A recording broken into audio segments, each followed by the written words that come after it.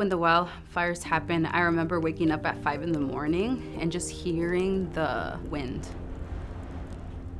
And I just remember seeing in the window just this massive, thick cloud of smoke. My mom was working picking grapes in a vineyard in Talent. I called her. I said, "Mom, please come home. We gotta go." And then the next day, I just showed up to a relief site. I organized supplies, whatever was needed at the moment. We went to work. We focused on meeting people's basic needs. I just remember sitting in a circle with all our community members with a face mask, and that's when this idea where Don Leonzo, our elder, asked if we could buy back our neighborhoods. This community alone, we lost over 2,800 structures overnight. And it broke my heart to see our people who came here with nothing and built something walk in and say, "I'm back to square one after 40 years. It has been really challenging, and I think a lot of people started losing hope that they could move back to their neighborhoods.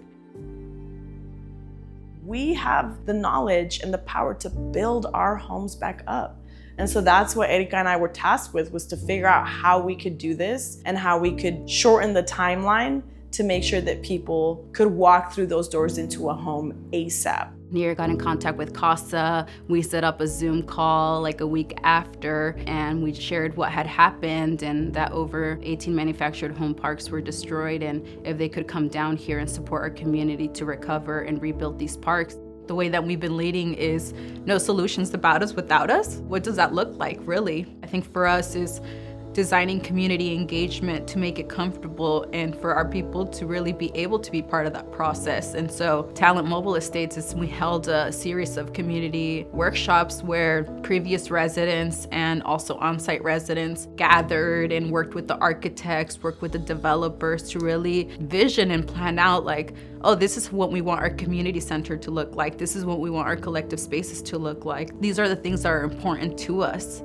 This is the first, hopefully of many, resident-owned communities that can help ensure that our community doesn't get displaced by housing instability, housing shortage, economic injustice.